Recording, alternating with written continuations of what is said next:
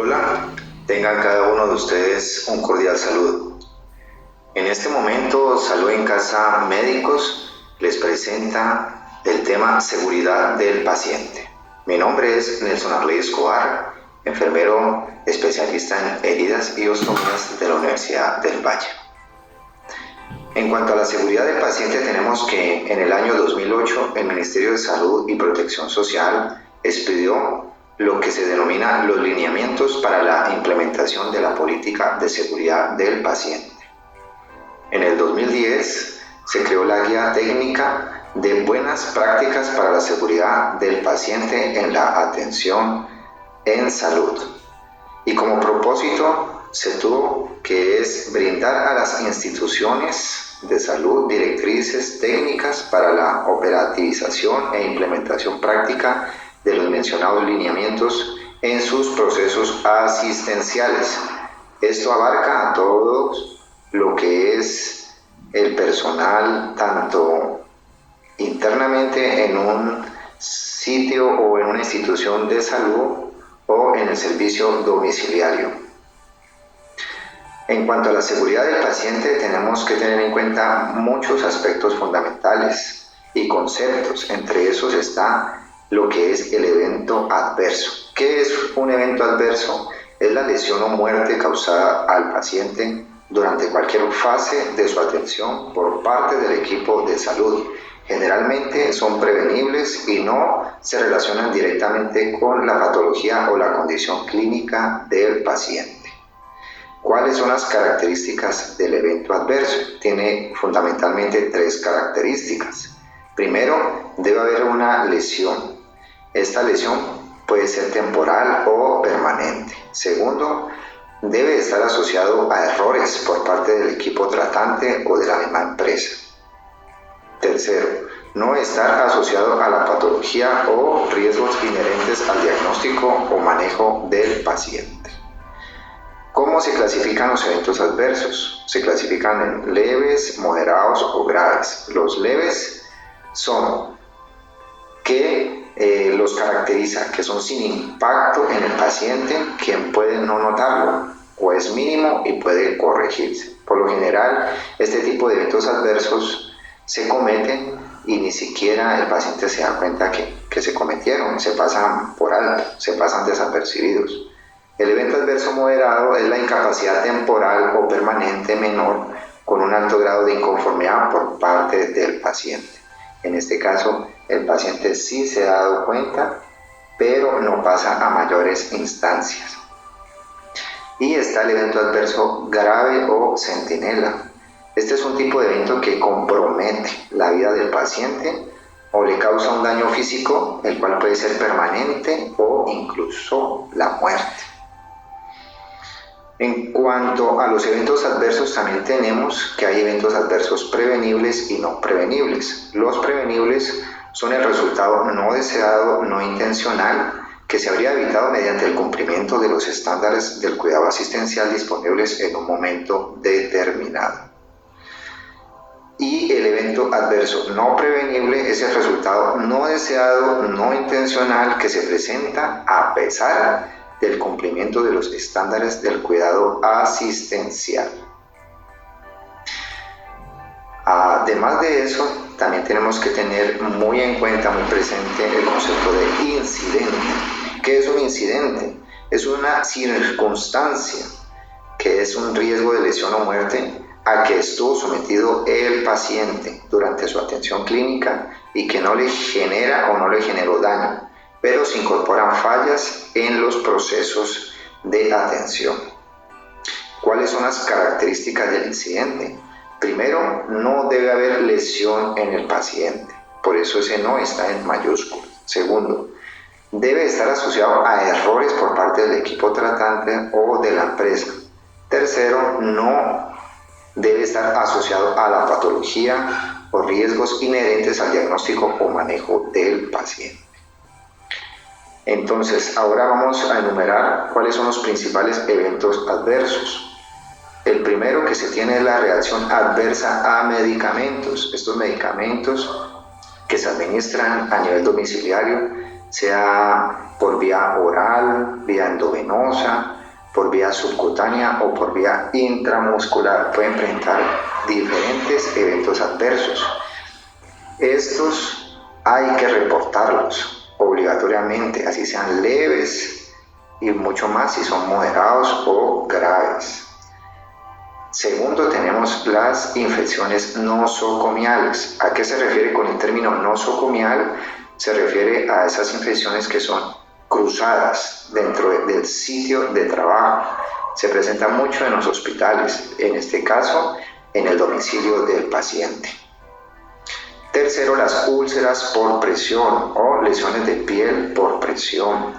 Entonces, estos pacientes que ya tienen alterado su movilidad tienen alto riesgo de presentar úlceras por presión en todos los sitios donde hay prominencias óseas, y entre más pesado el paciente, pues el riesgo es mucho mayor. El cuarto punto son las caídas de los pacientes. Muchos pacientes se nos han caído por no prevenir su correspondiente o su respectiva caída, cuando las barandas de las camas están abajo, cuando el paciente no le prestamos atención, lo descuidamos por un momento, un paciente muy inquieto, un paciente que necesita inmovilización y no lo hacemos, en un alto riesgo de caída.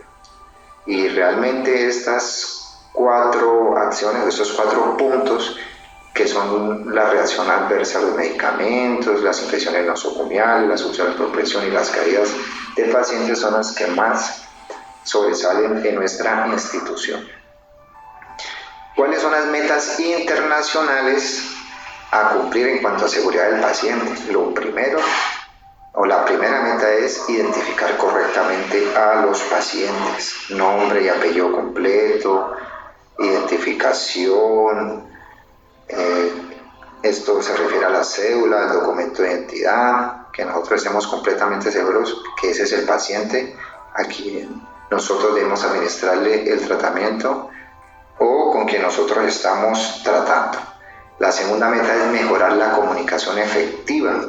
Tiene que haber una comunicación entre el equipo de salud, tiene que haber una comunicación efectiva entre el paciente y el cuidador, entre el cuidador y el familiar. Hablar todos un mismo idioma, pero este idioma de acuerdo a la capacidad o de acuerdo al intelecto de cada uno. No es lo mismo que empiecen a hablar con un idioma de medicina y que el familiar no entienda. Hay que adaptar las palabras a la condición del familiar o del paciente.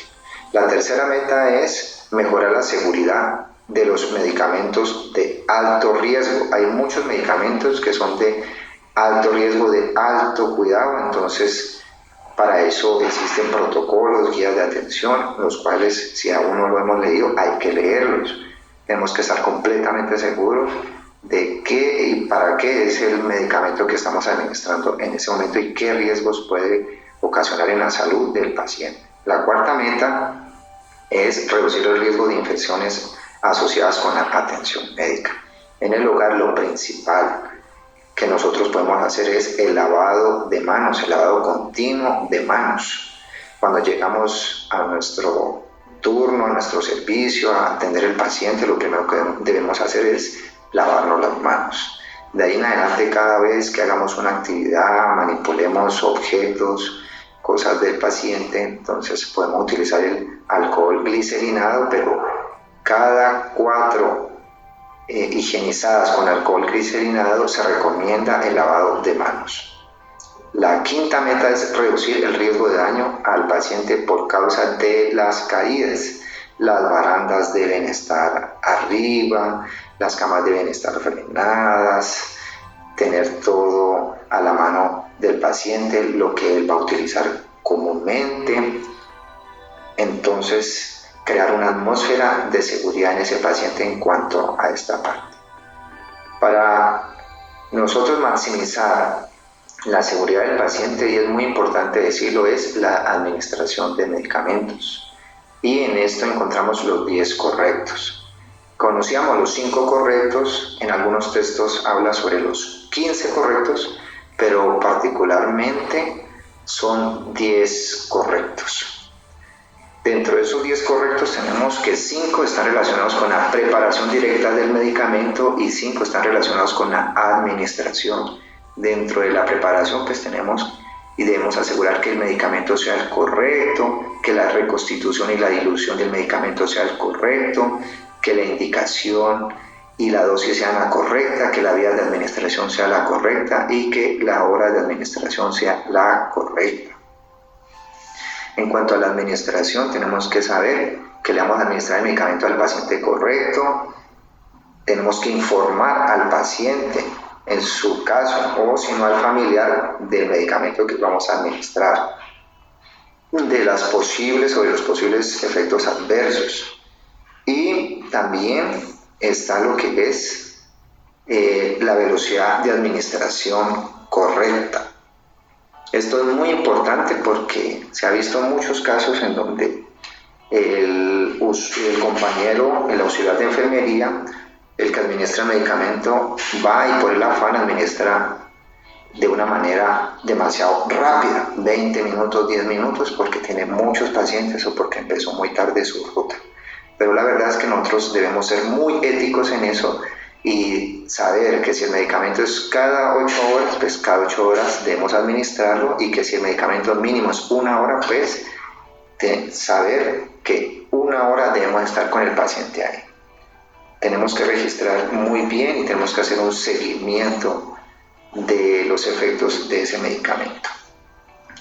En cuanto a la seguridad del paciente, nosotros tenemos que saber que los factores humanos son muy importantes para poder maximizar esa seguridad o para ponerla en riesgo. Y los factores humanos que hacen que el paciente esté en riesgo son el cansancio, el estrés, los problemas personales, los distractores. Hoy por hoy se utiliza mucho el celular en el servicio de trabajo y muchas veces ese celular lo que hace es poner en riesgo la seguridad del paciente. En cuanto a esa parte también de maximizar o minimizar la seguridad del paciente, está o juega un papel muy importante el clima de seguridad. Nosotros debemos dar un ejemplo de conciencia frente a las acciones de cuidado en la seguridad del paciente, ser muy conscientes de eso. Debemos fomentar la amistad en pro de la seguridad del paciente. Entre el paciente y el auxiliar de enfermería debe existir una amistad, una empatía en cuanto a la parte del trabajo, pero ojo, no debemos llegar a los extremos con la confianza excesiva, con la relajación, porque son seres humanos que de una u otra manera nos acostumbramos a ellos, les cogemos cariño, pero siempre tenemos que saber que es nuestro paciente, que es nuestro trabajo, y estamos allí es para ayudarles y no para producirles ningún daño. Para nosotros poder maximizar la seguridad del paciente, debemos hacer corresponsable al paciente en todo lo relacionado con su tratamiento, con su patología. Debemos permitir que el paciente exprese sus dudas, debemos verificar que el paciente haya entendido su padecimiento, así como el tratamiento actual. Debemos rectificar todos los tratamientos a los que esté siendo sometido el paciente, inclusive los alternativos, para reflexionar. Como dijo el señor Arthur Bluefield entre 1888 y 1962, que fue los años que él vivió, profesor y jefe del Departamento de Medicina Interna en la Universidad de Stanford, dijo: habrá algunos pacientes que no podremos ayudar, pero ninguno al que no podamos dañar. Y esa es la meta, ese es el objetivo, es lo que debemos nosotros de estar pensando, siempre ayudar y nunca causar daño. Otra reflexión: la vocación por las profesiones relacionadas con la salud tiene que ver con la actitud proactiva hacia el sufrimiento. Nosotros atendemos personas que necesitan de nosotros, personas que están sufriendo, personas que piden esa ayuda, y nosotros estamos en pro de eso. Tenemos que vivir con el sufrimiento de las personas y para eso estamos, para poder brindar ese alivio. Para continuar reflexionando, en lo asistencial, recordar qué causa daño. Acuérdense, hacer lo que no se sabe hacer, eso es imprudencia. No saber qué hacer cuando se supone que hay que saberlo, eso es impericia. No hacerse cargo de lo hecho y abandonar a la persona a su suerte, eso es negligencia. ¿De qué recursos disponemos para hacer la asistencia segura en el paciente? Básicamente de dos recursos. Primero, las competencias clínicas básicas de cada uno y las actitudes humanas y profesionales. En cuanto a las competencias clínicas básicas, como podemos ver en la figura, nosotros tenemos que tener esa capacidad de decidir, de solucionar, de comunicar, de aprender, de comprender, de evaluar. Todo eso es un conjunto y un círculo. Eso es lo que nos hace a nosotros ser unos profesionales con unas excelentes competencias clínicas básicas. Las competencias clínicas básicas son adquiridas y no solo los médicos están obligados a poseerlas. Todos, el auxiliar de enfermería, el cuidador, adquieren esas competencias clínicas básicas y en el transcurso del tiempo las van perfeccionando. Ahora sí preguntémonos, ¿cómo estoy en cuanto al desarrollo de mis competencias clínicas básicas? ¿Será que me falta? ¿Será que con lo que sé ya con eso es suficiente o realmente necesito aprender más? Segundo, tenemos las actitudes humanas y profesionales que también envuelven una serie de características en el ser humano, ese sentido de reflexión, el respeto hacia uno mismo, hacia los demás, esa empatía, la honestidad ante todo, ser generosos, tener ese compromiso con nosotros mismos, con nuestro trabajo, no solamente porque vamos a adquirir un dinero, sino porque es nuestra profesión a la cual amamos y respetamos y valoramos. Acuérdense, las actitudes profesionales y humanas son los valores que sostienen nuestra actuación social en el amplio sentido de la palabra. Y ahora sí reflexionemos, ¿cómo estoy en cuanto a los valores? ¿Será que hay varios valores que definitivamente ya se me olvidaron, ya no los practico? ¿Habrá valores que necesito practicar, necesito aprender para poder hacer mi profesión más ética, mejor y así evitar daño en los pacientes? Reflexionemos. Existe una enorme diferencia entre estar al cuidado de un equipo de salud que a merced de él. No es lo mismo ser un paciente que ser el que cuida. Coloquémonos en esos zapatos del paciente y miremos cómo queremos que nos atienda, cómo queremos que sea esa actitud de esa persona que está allá al lado de nosotros ayudándonos. Quien ha cometido un error y no lo corrige, comete un error aún mucho mayor. Lo dijo Confucio. Lo peor no es cometer un error, sino tratar de justificarlo, en vez de aprovecharlo como aviso providencial de nuestra ligereza o ignorancia. Preguntémonos, ¿qué creemos que es un error? ¿Cometemos errores? ¿Qué sentimos cuando cometemos un error? ¿Cómo actuamos cuando cometemos un error? ¿Qué hacemos si sabemos que se ha cometido un error? ¿Cómo reacciona el paciente ante el error en la atención? ¿Qué consideramos que debería ser un error? Acordémonos que errar es humano. También es exclusivo de los humanos matar por placer y dañar el medio ambiente. Imagínense en eso. El error imperdonable es aquel que se comete de manera sistemática, aquel que no se corrige habiendo sido detectado y aquel que se oculta intencionalmente. Nosotros como trabajadores de la salud debemos evitar al máximo eso. Planear el error, planear el mal, sistematizarlo, de ninguna manera. Un error debería ser una ventana hacia el aprendizaje y una oportunidad para mejorar. Ante un error debemos evitar el ocultamiento y la repetición, a la vez que fomentar el análisis y la prevención. ¿Qué debemos hacer ante un error? Miren la figura, un personaje muy conocido por todos nosotros. ¿Qué pasaba con ese personaje? Cada vez que mentía, le crecía la nariz. Si cometemos un error en nuestro trabajo que atente contra nuestro paciente, no mintamos, seamos honestos, seamos sinceros. El hecho de nosotros quedarnos calladitos, no decir nada, ocultar lo que pasó, ya es un tipo de mentira y no se nos va a crecer la nariz, pero sí se nos va a ir cauterizando la conciencia y eso no se debe hacer. Ante un error, ¿qué vamos a hacer? No vamos a hacer una tercera guerra mundial en nuestra mente. Ya desde ese momento nos angustiamos, empezamos a sudar frío, empezamos a pensar cosas, nos van a echar, nos van a regañar y ahora ¿qué hacemos? Nos van a meter a la cárcel, nos van a llamar a la fiscalía. De ninguna manera, no hagamos esa tercera guerra mundial en nuestras mentes. Simplemente con serenidad y paciencia, lo que necesitamos es ser muy honestos y siempre reportar.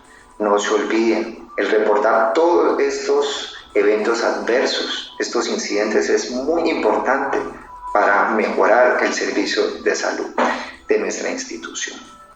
Cualquier evento adverso que ocurra, sea leve, sea moderado, y más aún si es grave, debemos reportarlo en la institución, en el sistema. Ya hay lo que es un formato, un formulario que ustedes perfectamente pueden ingresar y llenar todos los datos que allí dicen y enviar eso. No hay necesidad de que coloquen su nombre, puede ser incógnito, lo importante es que reporten. Fomentemos esa cultura del reporte y así todos, absolutamente todos, vamos a ganar, tanto los pacientes como los familiares, como nosotros, trabajadores de salud. Y eso es todo. Muchísimas gracias por la atención. Que tengan un feliz día.